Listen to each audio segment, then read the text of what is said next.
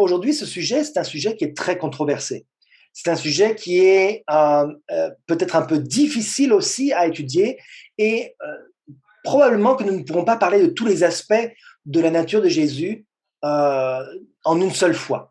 Donc, nous allons devoir partager ça en petits épisodes, mais aujourd'hui, je voudrais qu'on étudie principalement la nature de Jésus, comment est-ce qu'il est arrivé, est-ce qu'il a été créé, est-ce qu'il a été, qu'est-ce que ça veut dire engendré, donc ces points-là, et pouvoir partager ensemble la vérité telle que les adventistes le croyaient en consensus dans leur majorité à l'époque de nos pionniers et jusqu'à aujourd'hui le vrai peuple adventiste. Alors donc, dans 1 Timothée 3, verset 16, le verset nous disait, et sans contredit, le mystère de la piété est grand. Celui qui a été manifesté en chair, justifié par l'Esprit, vu des anges, prêché aux gentils, cru dans le monde, élevé dans la gloire. Alors, c'est un grand mystère auquel on s'attache. Je voudrais qu'on puisse quand même comprendre qu'il restera probablement des points sur lesquels vous aurez des petites hésitations, des petits doutes, des choses que vous peut-être n'arrivez pas à saisir parce que Dieu nous dépasse. C'est un mystère qui est très grand pour nous. Dans le verset en français, il dit « celui qui a été manifesté en chair ». Dans d'autres versions et dans d'autres langues, il est dit « Dieu manifesté en chair, justifié par l'Esprit, vu des anges, prêché aux gentils ». Donc, comprenons bien que la manifestation de Dieu sur la terre est pour nous quelque chose qui est un mystère. Comment c'est possible? Comment l'incarnation a été possible? Comment Jésus peut apparaître sur la terre? C'est très difficile à le comprendre. Nous allons parler de Jésus qui existe depuis toujours. Il n'y a pas eu un seul instant où Jésus n'existait pas. Puis ensuite que Jésus est Dieu lui-même. Et on parlera ensuite du fait, est-ce qu'il est inférieur ou égal au Père éternel? Et on aura une conclusion. Alors, Jésus existe depuis toujours. Comment on le sait? Qu'est-ce qui nous est dit à propos de Jésus dans la parole de Dieu? Et finalement, j'allais dire, avant même de commencer ça, pourquoi c'est important de savoir que Jésus existe depuis toujours et qu'il est supérieur? Ça a un impact dans notre salut. Ça a un impact pour savoir que Jésus est plus puissant que tout et il est capable de nous secourir, il est capable de nous sauver. Regardez ce qu'il était dit dans Jean chapitre 1, verset 1. Il dit « Au commencement était la parole, et la parole était avec Dieu, et la parole était Dieu.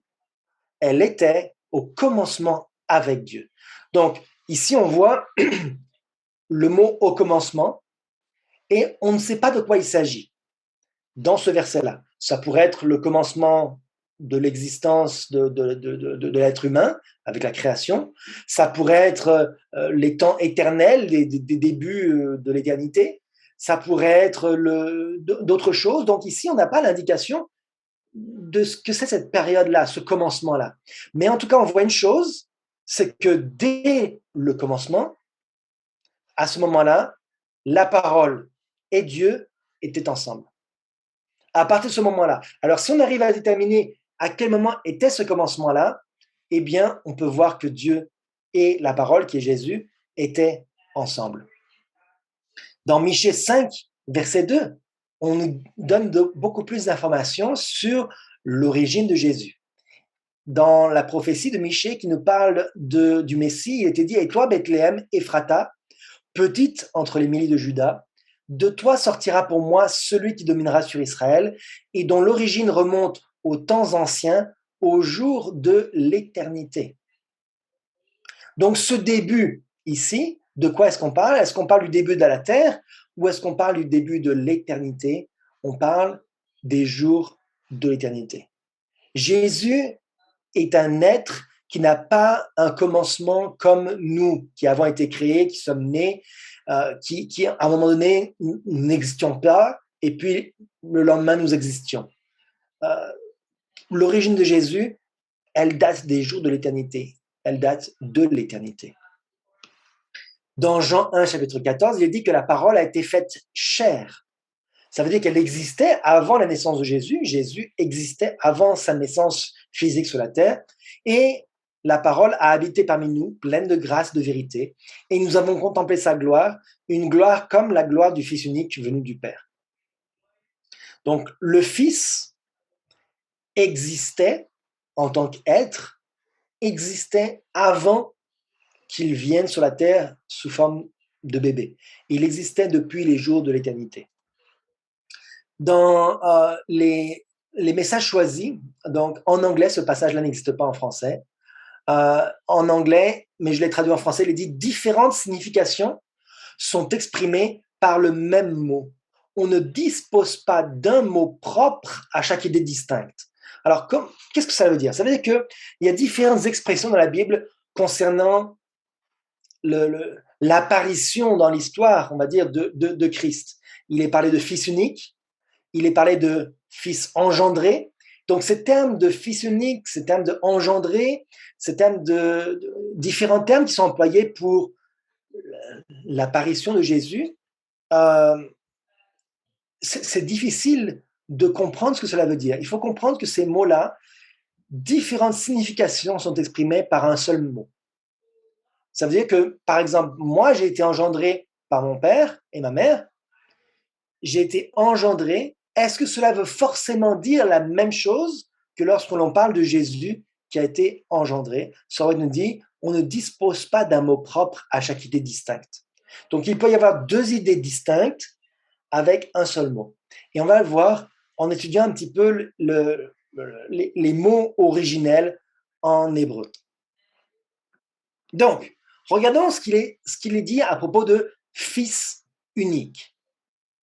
Dans Hébreux 11, verset 17, il est dit, c'est par la foi qu'Abraham offrit Isaac lorsqu'il fut mis à l'épreuve et qu'il offrit son fils unique, lui qui avait reçu les promesses. J'ai une question.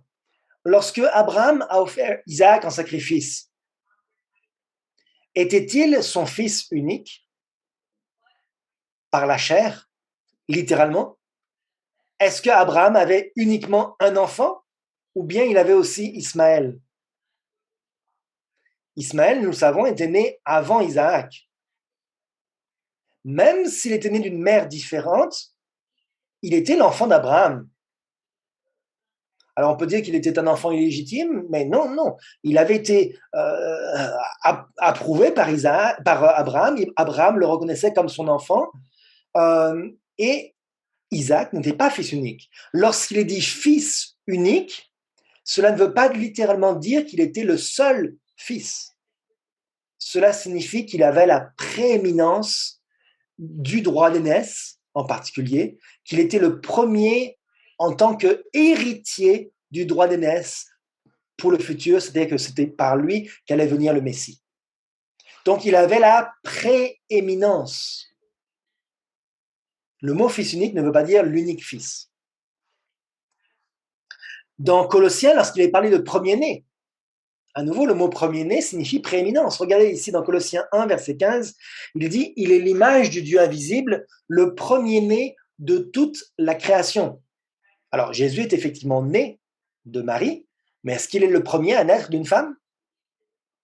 Verset 16, « Car en lui ont été créées toutes les choses qui sont dans les cieux et sur la terre, les visibles et les invisibles, trône, dignité, domination, autorité, tout a été créé par lui et pour lui.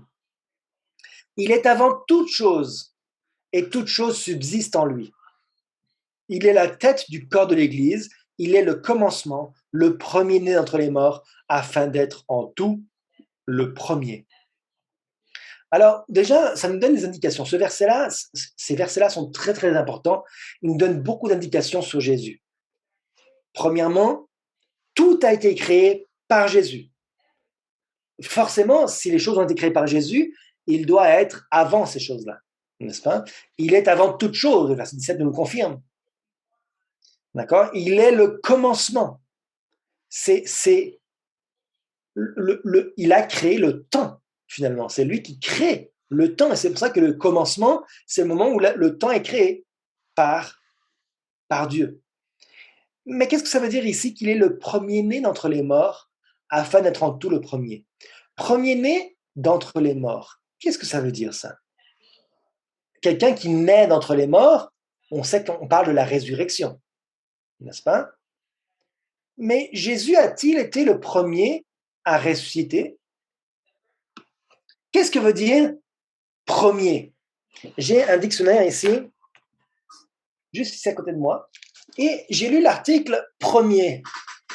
Premier, adjectif, nom et adverbe, qui précède dans le temps, l'espace ou dans un classement, qui vient avant les autres dans un ordre, qui est le plus ancien, qui s'est produit ou apparaît avant, qui vient en tête pour l'importance, la valeur, et est plus remarquable que les autres. Et il y a encore d'autres définitions, mais je n'avais pas la place de tout marquer. Mais regardez, un seul mot définit plusieurs concepts. Premier ne veut pas forcément dire tout le temps la même chose. Lorsqu'il est dit que Jésus est le premier-né parmi les morts, est-ce qu'il est, afin qu'il soit en tout le premier? Lorsqu'on dit on veut que Jésus soit le premier en tout, qu'est-ce que ça veut dire? Est-ce qu'on veut que Jésus soit le premier dans une course? Ou bien, regardez la quatrième définition, qui vient en tête pour l'importance, la valeur et est plus remarquable que les autres. C'est-à-dire la prééminence. Alors, regardons. Est-ce que Jésus est véritablement le premier d'entre les morts? Par exemple, un premier ministre. Qu'est-ce que c'est qu'un premier ministre? Est-ce que c'est le premier à avoir été choisi parmi tous les ministres qui existent au Canada ou dans d'autres pays? Est-ce que c'est le premier à avoir été choisi? Puis ensuite, le deuxième, on l'appelle le deuxième ministre, et le troisième ministre, et le quatrième ministre? Ou bien est-ce que c'est le premier en importance parmi tous les autres? Ou bien est-ce que c'est le premier à être né, le plus vieux? Alors laquelle est la définition? Un premier ministre, ça veut dire quoi? Première définition, deuxième ou troisième? Je vous laisse répondre. Et c'est effectivement la deuxième réponse. Le premier ministre est, parmi tous les ministres, est le premier par l'importance. C'est celui qui prend les décisions les plus importantes. C'est celui qui rassemble les autres ministres et qui va coordonner leur travail. C'est lui qui est prééminent parmi tous les autres. D'accord? Donc, c'est la même chose pour Jésus. Jésus est le premier en prééminence. Dans Apocalypse 1, verset 4, il dit « Jean aux 7 églises qui sont en Asie, que la grâce et la paix vous soient données de la part de celui qui est, qui était et qui vient. » C'est Jésus. C'est le Père, pardon. Et de la part des 7 esprits qui sont devant son trône. On connaît les 7 esprits qui sont devant le trône. Et, verset 5, de la part de Jésus-Christ, le témoin fidèle, le premier-né des morts et le prince des rois de la terre. Alors ici, ça nous donne un indice déjà. Quand il est parlé du prince des rois, d'accord? Est-ce qu'on parle de prééminence ou de numéro 1 en ordre d'arrivée? C'est déjà un petit indice. Regardons ce que ça veut dire le premier-né entre les morts. Voici la liste des 10 personnes ressuscitées dans la Bible. D'après le décompte que l'on a dans la Bible, il y a 10 personnes qui ont été ressuscitées dans la Bible, ou 10 groupes de personnes peut-être aussi. Mais la question, c'est, Jésus était-il le premier à ressusciter ou bien le plus important parmi tous les ressuscités? Alors on voit la liste ici dans l'ordre que la Bible nous le donne. Premièrement, Élie qui ressuscite le fils de la veuve de Sarepta. Ensuite, Élisée qui ressuscite le fils de la Sunamite. Puis l'homme dont le corps fut jeté sur les os d'Élisée et qui a été ressuscité. Ensuite, Jésus va ressusciter le fils de la veuve de Naïm, ainsi que la fille de Jaïrus. Il va ressusciter Lazare, son ami. Puis, numéro 7, Jésus lui-même se lève d'entre les morts. Numéro 8, les saints ressuscités en même temps que Jésus. Puis Pierre va ressusciter Tabitha ou Dorcas. Et enfin, Paul va ressusciter Eutychus. Donc, nous avons 10 exemples de résurrection. Parmi ces 10 exemples, Jésus est le 7e dans l'ordre d'arrivée, dans l'ordre historique. Cependant, il est le premier né d'entre les morts. Cela veut dire qu'il est le premier en importance. Parmi tous les ressuscités, les autres sont importants, ils ont donné des témoignages, ils ont peut-être parlé, mais le plus important parmi eux tous, c'est bien Jésus-Christ. Pourquoi il est le plus important? C'est parce que par sa résurrection, il nous donne accès à la vie éternelle. C'est pour cela que c'est le plus important. Les autres n'ont rien fait par leur résurrection. Ils ont juste porté un témoignage. Mais Jésus-Christ nous donne la vie éternelle par sa résurrection. Voilà pourquoi il est le premier d'entre les morts.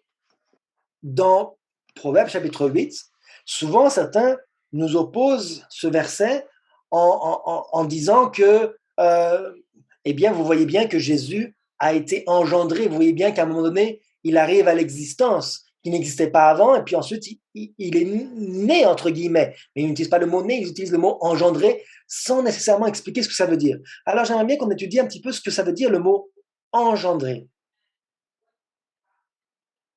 Dans Proverbe 8, il est dit, verset 22, « L'Éternel m'a créé, la première de ses œuvres, avant ses œuvres les plus anciennes. J'ai été établi depuis l'éternité, dès le commencement, avant l'origine de la terre. Je fus enfanté quand il n'y avait point d'abîme, point de source chargée d'eau.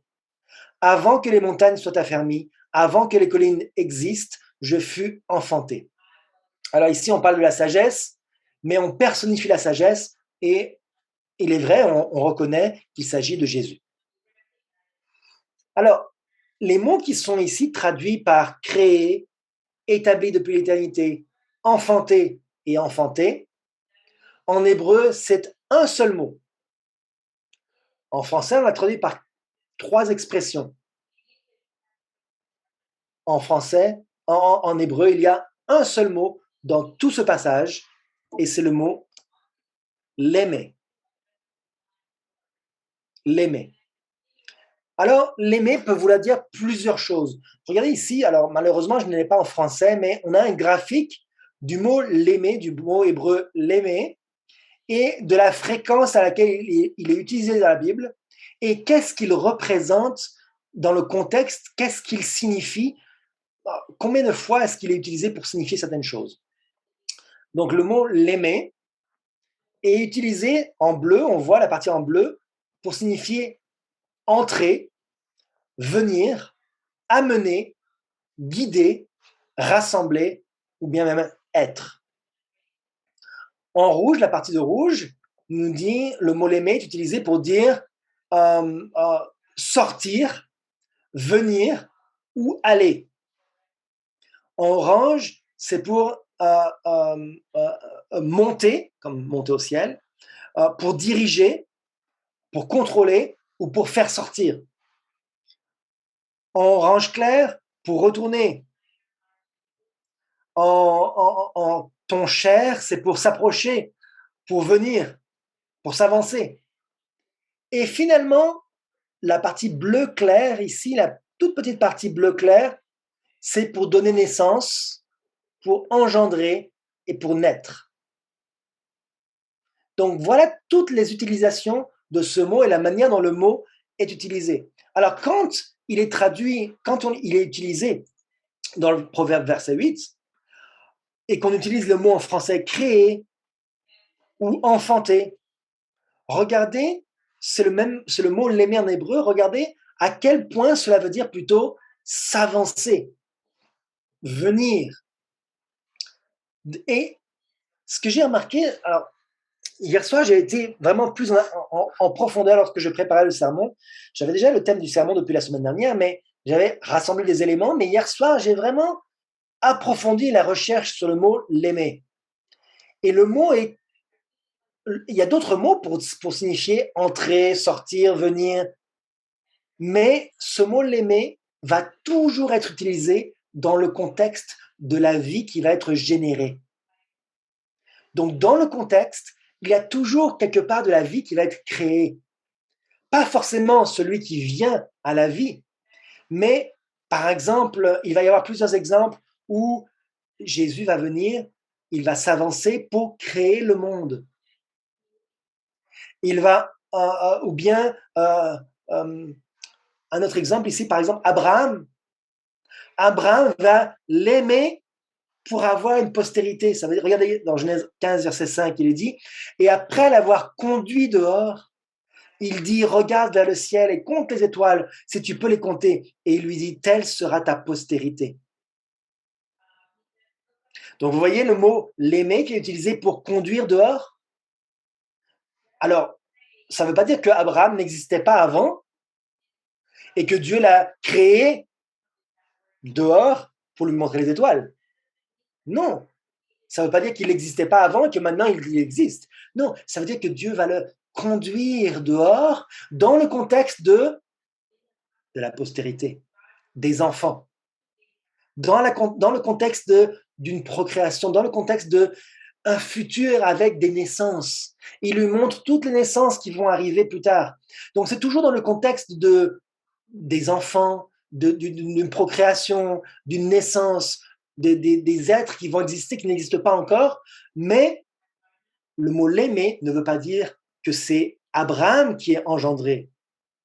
C'est pas Abraham à l'instant même qui est engendré, c'est qu'il est conduit à voir les populations qui vont arriver par la suite, la postérité d'Abraham. Regardez ici dans Exode 29, verset 46. Ils connaîtront que je suis l'Éternel, leur Dieu, qui les a fait l'aimer, qui les a fait sortir du pays d'Égypte pour habiter au milieu d'eux. Je suis l'Éternel, leur Dieu. C'est magnifique, ça veut dire quoi? Ça veut dire que dans le contexte, Dieu les a fait sortir d'Égypte pour qu'ils deviennent ses enfants. Les enfants d'Israël existaient en Égypte. Ils n'ont pas été engendrés au moment où ils sortent du pays d'Égypte, mais ils sont sortis d'Égypte pour devenir ses enfants. C'est à ce moment-là qu'ils deviennent le peuple de Dieu, les enfants de Dieu. C'est à ce moment-là que Dieu va en prendre soin comme son peuple particulier, qu'il va habiter au milieu d'eux. Vous voyez pourquoi le mot est utilisé, l'aimer, à ce moment-là? Il y a d'autres mots qui pourraient être utilisés pour faire sortir du pays d'Égypte. Mais le mot qui est utilisé donne le contexte de « ils vont maintenant devenir mes enfants ». C'est très riche. J'aimerais vraiment apprendre l'hébreu pour pouvoir comprendre ces nuances du texte. C'est seulement lorsqu'on apprend une langue qu'on peut comprendre ces nuances-là, et lorsque l'on comprend vraiment, le mot l'aimer veut dire « ils vont devenir mes enfants ». Frères et sœurs, nous sommes les enfants de Dieu. Dieu veut que nous régénérer. Lorsqu'il dit que Jésus est engendré, qu'est-ce que cela veut dire? Cela veut dire que Jésus vient pour que nous devenions ses enfants. Regardez ce qu'il dit en anglais dans Conseil aux parents, enseignants et étudiants.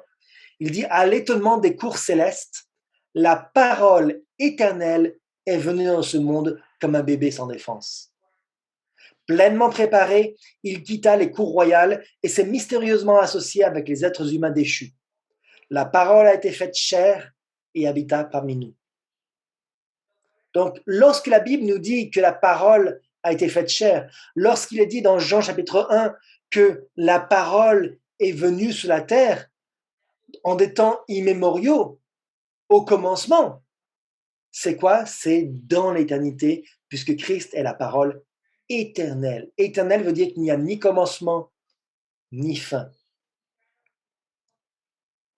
Alors pourquoi? Pourquoi la parole a dû venir sur terre, l'aimer?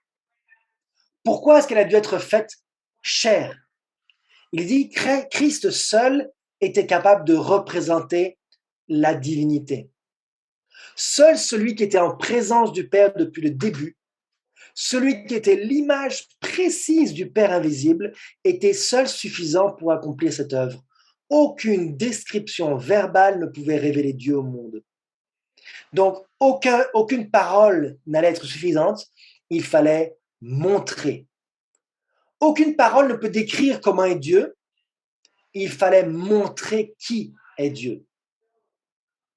Je ne peux pas vous expliquer le goût d'un avocat si vous n'avez jamais mangé d'avocat.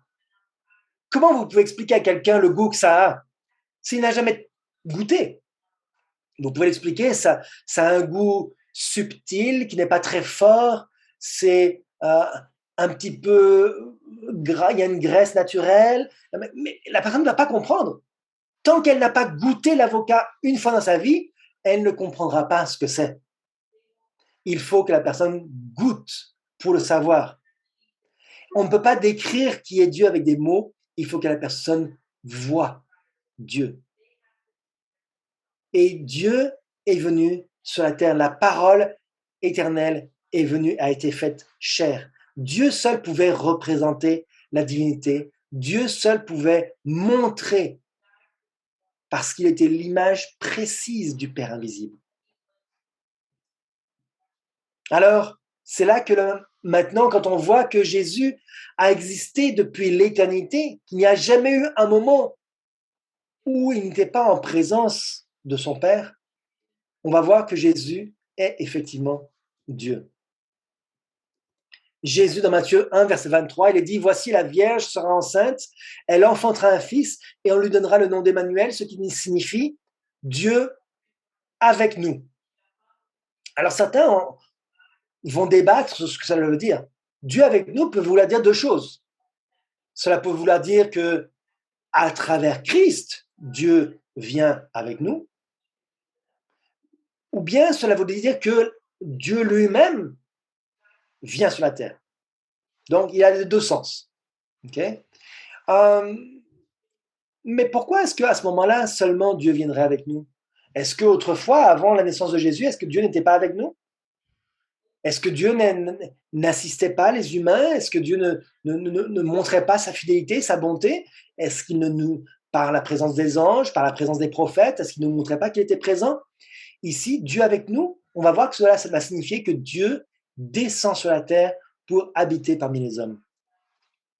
Dans Colossiens 1, verset 16, il dit « Car en lui ont été créées toutes les choses qui sont dans les cieux et sur la terre, en Jésus, les visibles et les invisibles, trône, dignité, domination, autorité, tout a été créé par lui et pour lui. » Donc finalement, le Créateur, qui est-ce? C'est Jésus. Jésus est le Créateur, celui qui est à l'origine de tout, celui qui est l'être divin qui crée. Regardez ce qu'il dit dans Jésus-Christ, page 15. Par son humanité, le Christ est venu en contact avec l'humanité. Par sa divinité, il saisit le trône de Dieu. En tant que fils de l'homme, il nous a donné un exemple d'obéissance. En tant que fils de Dieu, il nous confère le pouvoir d'obéir. C'est le Christ qui, du milieu du buisson ardent du mont Horeb, disait « Je suis celui qui dit je suis ». Je suis, le grand je suis. Lorsque Christ s'est présenté à Moïse, il disait, tu parleras ainsi aux enfants d'Israël, celui qui est, l'Éternel m'envoie vers vous. Tel était le gage de la délivrance d'Israël. Ainsi, quand il vint en se rendant semblable aux hommes, il s'est déclaré celui qui est. L'enfant de Bethléem, le doux et humble sauveur, était Dieu manifesté en chair. Et il nous dit, je suis le bon berger, je suis le pain vivant, je suis le chemin, la vérité et la vie. Tout pouvoir m'a été donné dans le ciel et sur la terre, je suis le garant de toutes les promesses, je suis, ne craignez rien. Dieu est avec nous.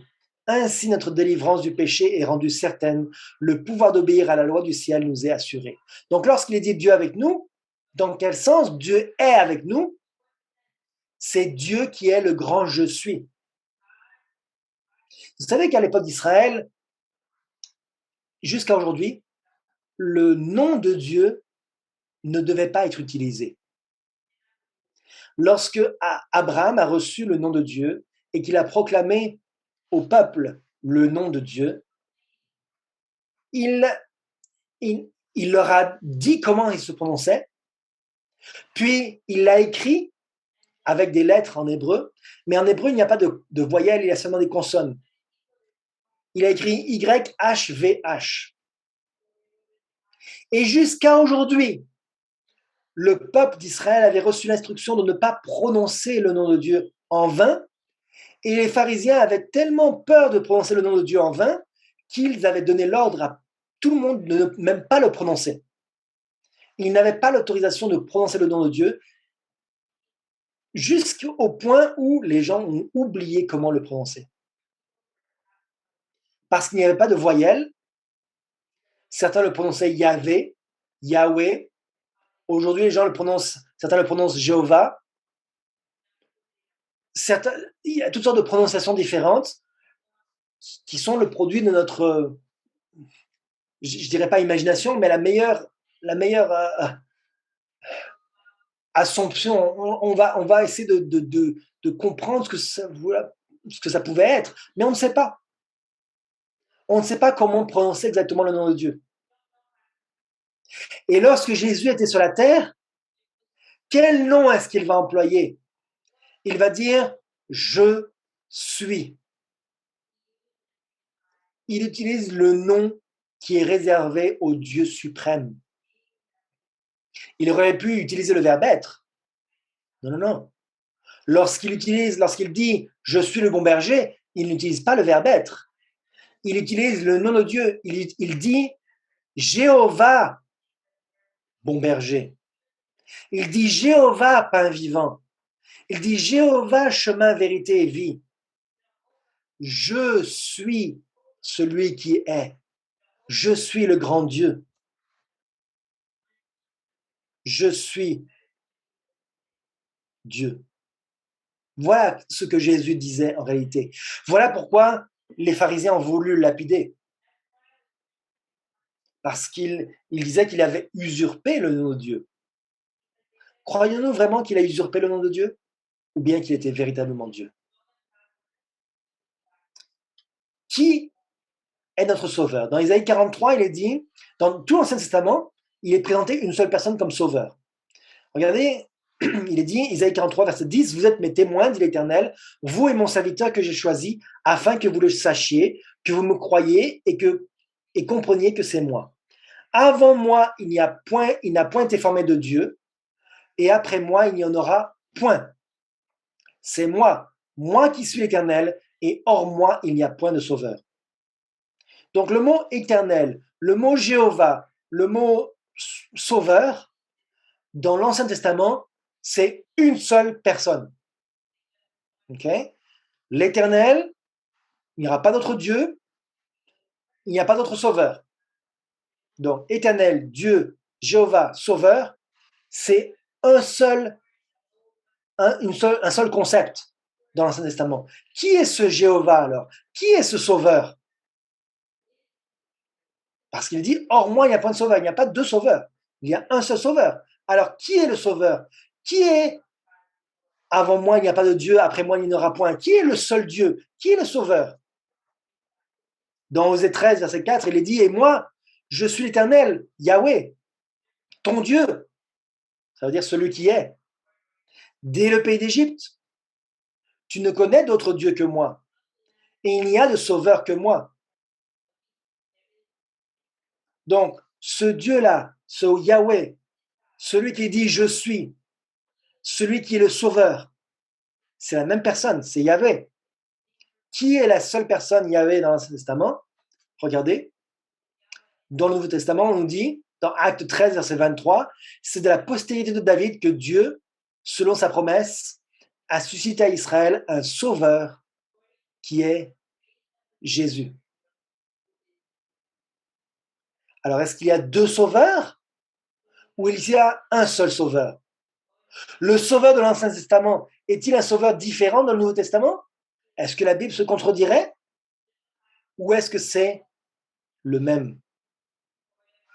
Dans 1 Jean 4, verset 14, il est dit « Et nous avons vu et nous attestons que le Père a envoyé le Fils comme sauveur du monde. » Le Yahweh de l'Ancien Testament, c'est aussi le Jésus du Nouveau Testament. C'est le sauveur. C'est celui qui dit « Je suis le Dieu et hors moi, il n'y a point de Dieu. » C'est celui qui dit « Je suis ». C'est celui qui est le sauveur. C'est Jésus. C'est la même personne. Ce n'est pas une personne différente. Dieu dans l'Ancien Testament Et Dieu dans le Nouveau Testament, c'est toujours Jésus. Alors, la question qu'on peut se poser, c'est que puisque on voit dans l'Ancien Testament, on a l'impression, avant d'arriver à inférieur ou égal, mais on voit dans l'Ancien Testament Dieu, on voit dans le Nouveau Jésus et le Père. Alors, est-ce qu'il s'est divisé en deux? Est-ce qu'il y en a un qui est... On sait que Jésus existait depuis les origines. Comment c'est possible ça? Beaucoup de gens vont avancer le fait que ils vont opposer des concepts que la Bible déclare identiques. Ils vont dire, je reviens, ils vont dire que Jésus ne peut pas être Dieu parce que on nous dit que Dieu a envoyé le Sauveur. Vous comprenez? Alors ils mettent en opposition cela. Mais le Père est tout autant Dieu que le Fils. Les deux concepts ne sont pas opposés. Le Fils et le Père sont tous les deux appelés Dieu, Père éternel, et tous les deux, c'est tout à fait compatible dans la parole de Dieu. Nous, on ne comprend pas comment c'est compatible. On ne comprend pas comment c'est possible que Jésus et son Père soient tous les deux appelés Dieu. On ne comprend pas comment le Yahweh de l'Ancien Testament pouvait se référer à Jésus et en même temps au Père. On ne comprend pas comment le Sauveur peut être Jésus. Okay? C'est difficile ces concepts. Il faut simplement accepter ce que la Bible nous dit et ne pas forcément essayer de comprendre plus en avant. Donc les deux sont Dieu. Voilà le point auquel nous sommes arrivés maintenant. Alors, nous avançons. Est-ce qu'ils sont inférieurs? Est-ce que Jésus est inférieur ou égal à son Père? Dans Romains 9, verset 5, il est dit « Et les patriarches de qui il est issu, selon la chair, le Christ, qui est au-dessus de toutes choses, Dieu bénit éternellement. Amen. » Donc Christ est Dieu, on le voit, et il est aussi au-dessus de toutes choses. Donc ce verset devrait être un verset qui est très facile à comprendre pour ceux qui ne croient pas à la divinité de Jésus, qui ne croient pas au trio céleste tel que la Bible nous le présente, à la divinité. On voit ici que Christ est Dieu. Christ est Dieu. Il dit le Christ qui est au-dessus de toutes choses, Dieu bénit éternellement. C'est pas Dieu qui le bénit. Christ est appelé Dieu. Regardez dans Hébreux 1, verset 8, il est dit « Mais il a dit au Fils, ton trône, ô Dieu, est éternel. Le sceptre de ton règne est un sceptre d'équité. Tu as aimé la justice et tu as haï l'iniquité. C'est pourquoi, ô Dieu, ton Dieu t'a oint d'une île de joie au-dessus de tes égaux. » Alors, c'est intéressant ici, parce que le Père parle au Fils, il l'appelle non seulement Dieu, mais il l'appelle « ô Dieu ». On sait que quand on ajoute le mot le ô, c'est un titre d'honneur, honorifique. C'est le Père rend hommage au Fils. Il l'élève, le Fils, il lui donne honneur. Et regardez la deuxième partie qui est soulignée en jaune, il dit « ô Dieu, ton Dieu ». Alors, c'est le Père qui parle au Fils. Donc, le Père dit « ô Dieu », ça veut dire qu'il appelle son Fils Dieu. Et ensuite, il dit au Fils que le Fils a un Dieu, ton Dieu. Alors, c'est qui le Fils? C'est qui le Dieu de Dieu? C'est qui le Dieu de Jésus? C'est son Père. Le Fils est Dieu et le Père est Dieu. Est-ce que vous voyez avec ce texte, comment est-ce qu'on comprend que les deux sont Dieu? Depuis toute éternité, Dieu, c'est le Fils et le Père. Et nous croyons aussi que c'est aussi le Saint-Esprit, mais on le verra lors de notre étude. D'accord? Mais donc, la foi des pionniers était divisée des pionniers adventistes étaient divisés au début parce qu'ils avaient chacun des perceptions différentes venant d'églises différentes, qui avaient des enseignements différents. Ils avaient des idées différentes. Et puis, ils venaient à l'étude de la parole de Dieu sur tous les points importants et ils échangeaient, ils discutaient, ils évoluaient. Certains pionniers, c'est vrai, une minorité de pionniers étaient opposés au fait que Jésus soit égal au Père. Ils disaient, mais non, un fils est forcément inférieur au Père. Ils prenaient les concepts humains pour comprendre qu'un enfant est forcément inférieur à un parent. Mais à quel moment Jésus devient, entre guillemets, inférieur? À quel moment est-ce que Jésus est rendu inférieur même aux anges?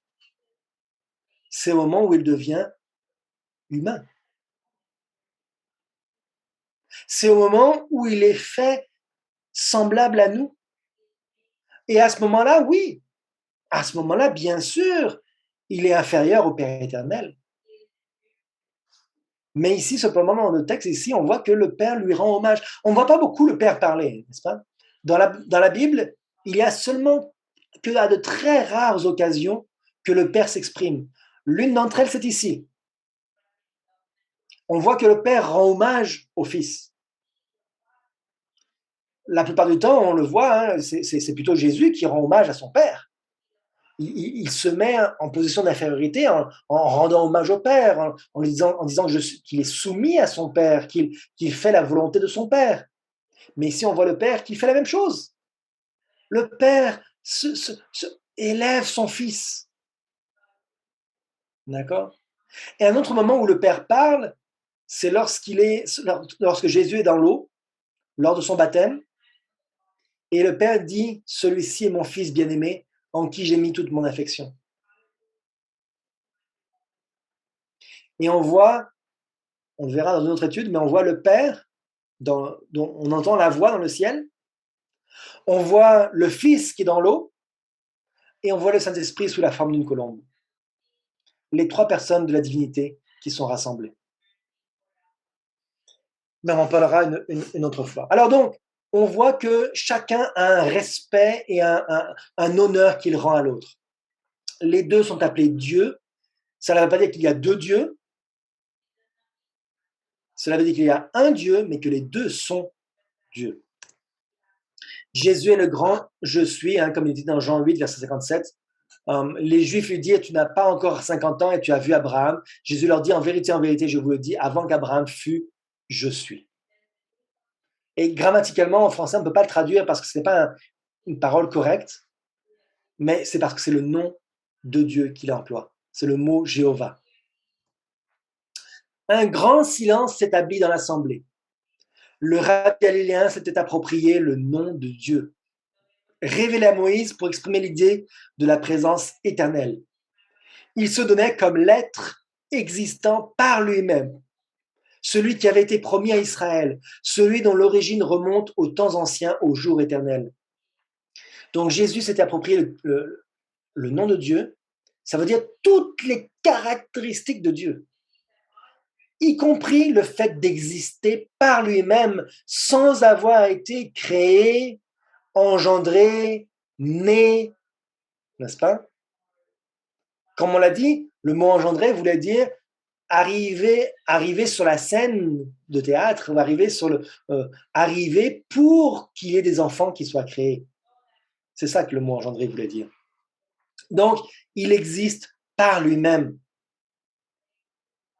Depuis les débuts, depuis l'éternité. Exode 3 disait, Moïse dit à Dieu, j'irai donc vers les enfants d'Israël et je leur dirai, le Dieu de vos pères m'envoie vers vous. Mais s'ils me demandent quel est son nom, que leur répondrai-je? Dieu dit à Moïse, je suis celui qui suis. Un peu plus loin, verset 15, il dit, l'Éternel, le Dieu de vos pères, le Dieu d'Abraham, le Dieu d'Isaac, le Dieu de Jacob m'envoie vers vous. Voilà mon nom pour l'éternité. Passé, présente et futur. Le grand je suis, le Dieu d'Abraham, d'Isaac et de Jacob, c'est le Dieu éternel, c'est Jésus-Christ. C'est le grand je suis. C'est lui.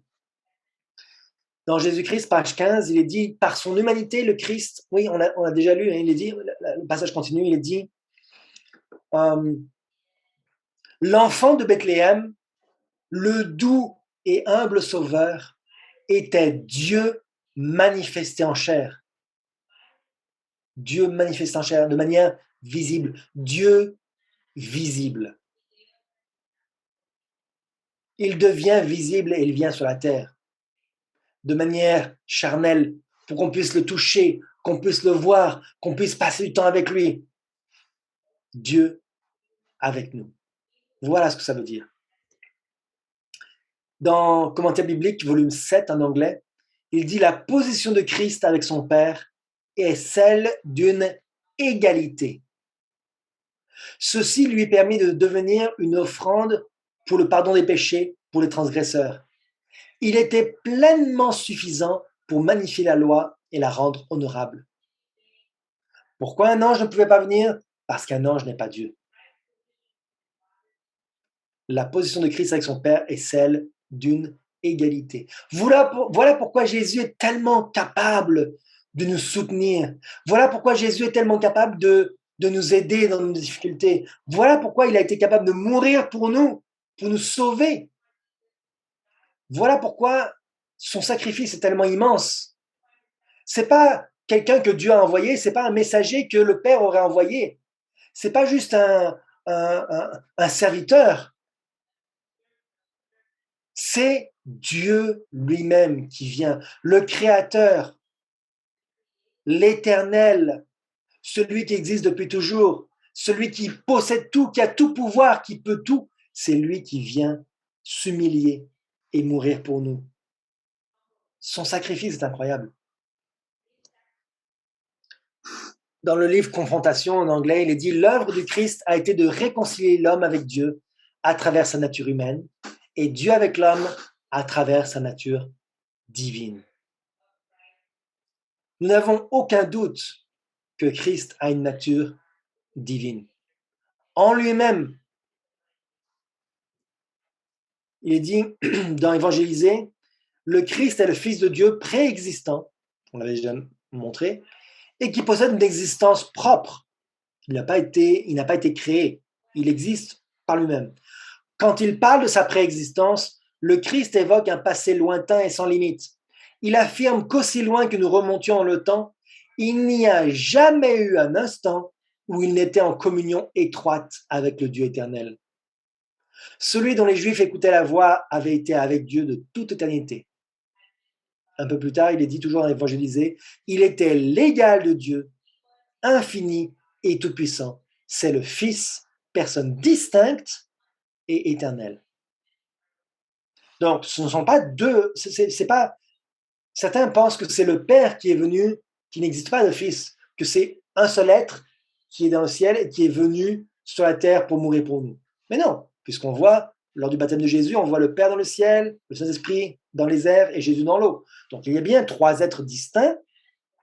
Cependant, il est l'égal de Dieu. Il a toujours été en communion avec le Père, mais il est Dieu depuis l'éternité.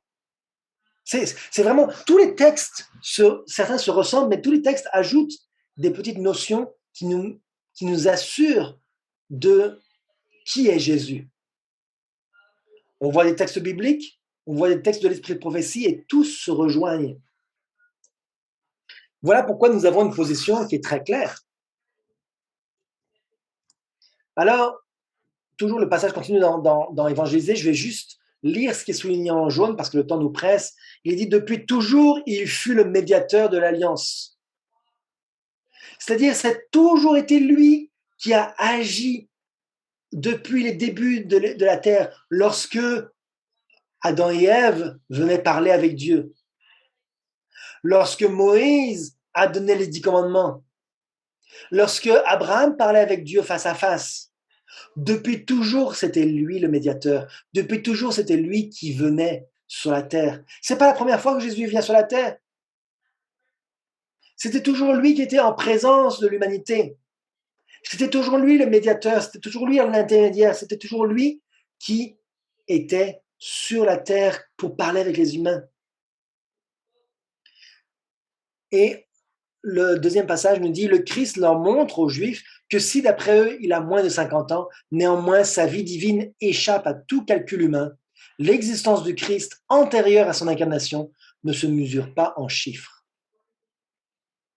Le seul mystère, frères et sœurs, que nous avons, c'est le mystère de l'incarnation. Comment est-ce que Dieu peut venir en tant que bébé sur la terre?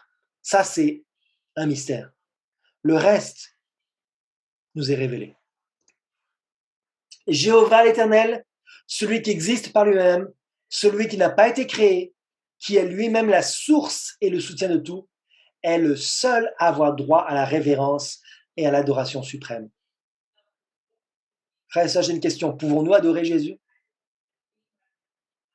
Il est dit que dans l'Apocalypse, il est dit que dans le futur, Jésus sera appelé roi des rois, seigneur des seigneurs, et que toute chair viendra se prosterner devant lui. Est-ce que Jésus est digne d'adoration?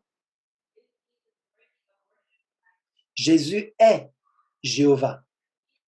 Jésus est l'Éternel, celui qui existe par lui-même, celui qui n'a pas été créé, qui est lui-même la source et le soutien de tout.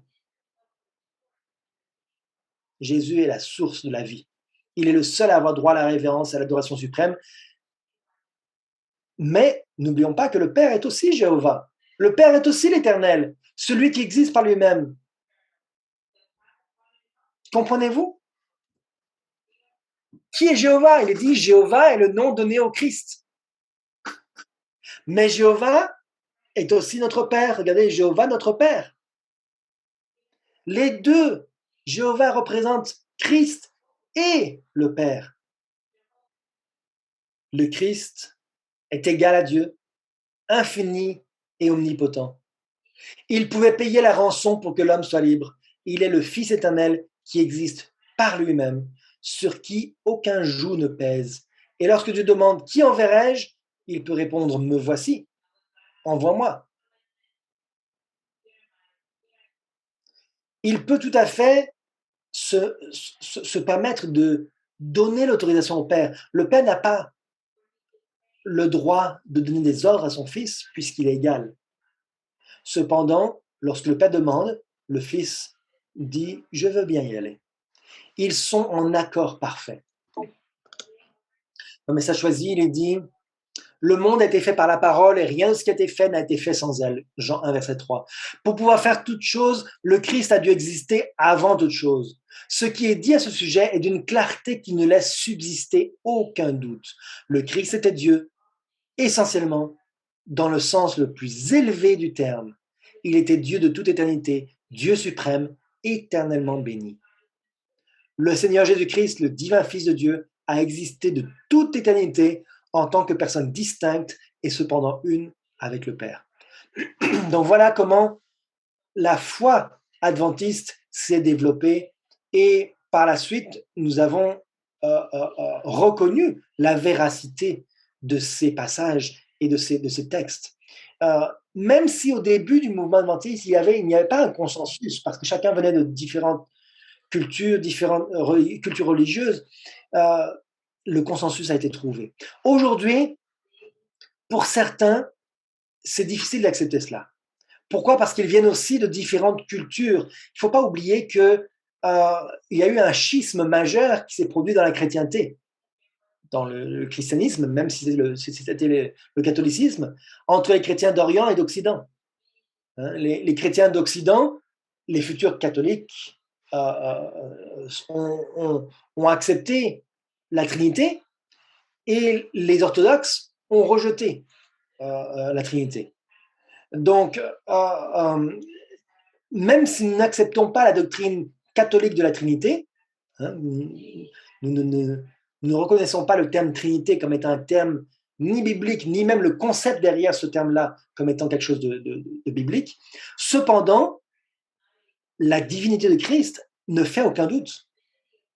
L'égalité avec le Père ne fait aucun doute. Mais parmi tous ceux qui viennent de pays qui ont un historique comment dire, orthodoxe, ils ont beaucoup de mal avec ça. C'est très difficile. Et bien sûr, chacun doit étudier pour lui-même et trouver la vérité telle qu'elle est dans la Bible. Alors en conclusion, pourquoi est-ce que la nature de Jésus est si importante pour nous? Parce qu'il est dit, je vous donne un commandement nouveau, c'est de vous aimer les uns les autres comme je vous ai aimé. Quand on comprend, quand on comprend l'amour de Jésus, quand on comprend le sacrifice en Jésus, quand on comprend le mot l'aimer, qu'il vient jusqu'à nous pour faire de nous ses fils et ses filles, alors nous pouvons comprendre l'amour de Dieu. Il est dit, les disciples ont bien compris cet amour lorsqu'ils ont vu leur Sauveur endurer la honte, les reproches, le doute et la trahison, lorsqu'ils ont vu son agonie dans le jardin et sa mort sur la croix du calvaire. C'est un amour dont la profondeur est insondable. Lorsque les disciples l'ont compris, lorsque leur perception s'est emparée de la compassion divine de Dieu, ils ont réalisé qu'en ce sens, les souffrances du Fils étaient les souffrances du Père. De toute éternité, il y avait une unité complète entre le Père et le Fils. Ils étaient deux, mais presque identiques. Deux dans leur individualité, mais un dans leur esprit, leur cœur et leur caractère. Lorsque Jésus a souffert sur la croix, le Père était là. Il souffrait de la même manière. Lorsque Christ a tout abandonné et qu'il a vécu sur la terre, c'était comme si le Père venait sur la terre aussi et souffrait avec nous. Lorsque Dieu a tout sacrifié pour venir nous secourir, il a tout donné, il n'a rien retenu pour souffrir et pour mourir pour nous. Voilà comment nous pouvons comprendre l'amour de Dieu. S'efforçant toujours de donner une bonne direction à sa foi, Jésus déclara, je suis la résurrection et la vie. En Christ réside la vie, une vie originelle, non empruntée et qui ne tient de personne. Celui qui est le Fils a la vie. La divinité de Christ est l'assurance du croyant d'avoir la vie éternelle. Frères et sœurs, c'est parce que Christ est Dieu que nous pouvons avoir la vie éternelle. C'est parce que Christ a la vie en lui qui peut nous la donner. C'est parce qu'il est mon sauveur, parce qu'il est votre sauveur, que vous pouvez avoir la vie éternelle. C'est parce qu'il est le seul digne d'adoration que nous pouvons nous jeter à ses pieds et implorer son pardon et avoir la vie éternelle.